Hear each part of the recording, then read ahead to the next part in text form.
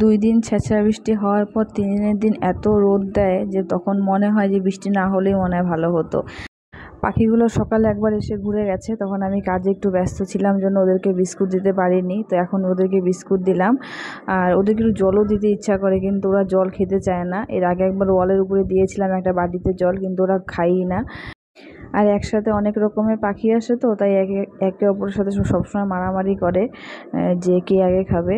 আর বেদু এগুলো দেখতে খুব ভালোবাসে, ও যখনই বিস্কুট দিই তখনই এভাবে তাকিয়ে থাকে। ওকে বারবার বলছি চলো স্নান করিয়ে নিয়ে আসি, ও আর যায় না, ও পাখিগুলোকেই দেখছে। তো আজকে তো মঙ্গলবার, আজকে আমাদের নিরামিষ। আর বেদুর বাবা মঙ্গলবার করে খায় না। আগে যখন আমরা 2 জন ছিলাম, বেদুর বাবা যেদিন বলতো যে আজকে খাবো না, সেদিন আমি রান্নাঘরের দিকে যেতামই না, অন্য সব কাজ করতাম, রান্নাবান্না করতাম না আমার একার জন্য। ওই চিড়া মুড়ি টুড়ি এসব খেয়েই থাকতাম। কিন্তু এখন যেহেতু 2 জনের জায়গায় 3 জন হয়েছি, একজন না খেলে তো 2 জন তো খাবেই, তার জন্য কিন্তু রান্না করতে হয় আমার। তো বেদুকে তো 3 দিন থেকে কন্টিনিউ খিচুড়ি দিচ্ছি দুপুরে।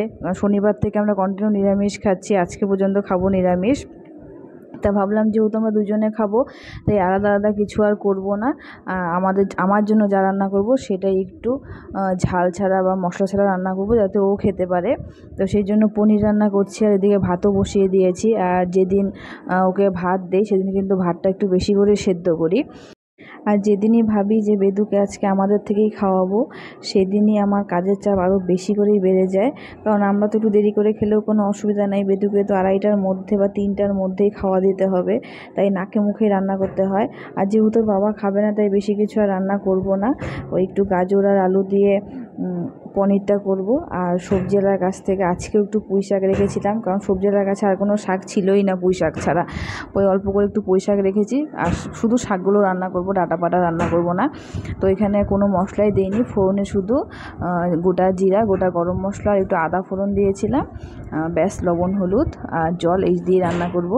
আর এক্সট্রা কিন্তু কোনো মশলা আমি দিচ্ছি না। আর ঝালের জন্য আমি 2টো লঙ্কা দিলাম, গোটা দিয়েছি, চিড়ে দিইনি, তাহলে ঝালও হবে না। আর একটু ঝোল ঝোল রাখবো, কারণ বেদু তো বেশি শুকনো শুকনো খেতে পারে না। আর ওইদিকে কিন্তু আমার ভাতও রান্না হয়ে গেছে। আর বেদু যাতে আমাকে ডিস্টার্ব না করে, তার জন্য ওকে কিন্তু আমি পুঁই শাকের যে ডাঁটাগুলো সেগুলো দিয়ে বসিয়ে রেখেছি, ওগুলো দিয়েও খেলছে। পনিরের তরকারি রান্না আমার হয়ে গেছে, এখন আমি বেগুন দিয়ে পুঁই শাকটা একটু ভাজা ভাজা করে নেব। আর তাড়াহুড়ার জন্য পুঁই শাকের মধ্যে আমি লঙ্কা দিতেই ভুলে গিয়েছিলাম। দেখুন পুঁই শাকটা এতটাই কচি ছিল যে একদম নরম হয়ে গেছে। তো রান্না হয়ে গেছে, বেদুকে আগে খাইয়ে দেব, তারপরে রান্নাঘরের কাজ করব। রান্না তো করেছি, আবার একটু টেনশনেও ছিলাম যে বেদুকে তো আগে কোনোদিনও পনির এইভাবে ঝোল করে খাওয়াইনি। এমনি হয়তো হালকা একটু রোস্ট করে দিতাম বা এমনি কাঁচা কাঁচাই খাওয়াতাম, এভাবে কোনোদিনও ঝোল করে দিতাম না। তো খাবে কি খাবে না এটা নিয়ে একটু টেনশন ছিল। তারপর আবার লঙ্কাটা তো সেদ্ধ হয়েছে, ওটার আবার ঝাল হয়েছে কিনা এটাও একটা টেনশন ছিল। তো শাকের মধ্যে তো লঙ্কা দেইই নেই, আর শাক তো খেতে এমনিতেই ভালোবাসে, তো শাকটা তো খেয়ে নিল। ওর মুখে দেওয়ার আগে আমি পনিরের তরকারিটা একটু নিজের মুখে দিয়ে নিলাম, দেখলাম ঝাল হয়েছে কিনা। পরে দেখলাম যে না, ঝাল হয়নি, ওকে দেওয়া যাবে। আমি আগে তরকারি ঝাল না হলে সেই তরকারিটা একদমই পছন্দ করতাম না, কারণ আমি ঝাল খেতে প্রচণ্ড ভালোবাসি। আর এখন এমন হয়েছে, ছেলে খাবে জন্য তরকারিতে একদমই ঝাল দেই না। ও যেদিন আমাদের তরকারি খায় সেদিনও দেই না, না খেলেও দেই না। কারণ অনেক সময় এমন হয় আমরা যখন বসি, ও পাশে এসে বসে এটা ওটা খেতে চায়, তখন হয়তো দিতে হয় বাধ্য হয়ে।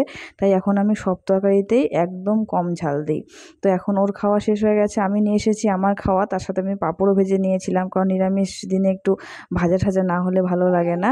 আর দেখুন নিজের খাওয়ার সময় কত বিরক্ত করে, আর যখনই অন্য কারো খাওয়া দেখবে তখনই দৌড়ে এসে গুটি হয়ে বসে পড়ে। এই ছিল আমাদের মা ছেলে নিরামিষ, মঙ্গলবারে নিরামিষ লাঞ্চ।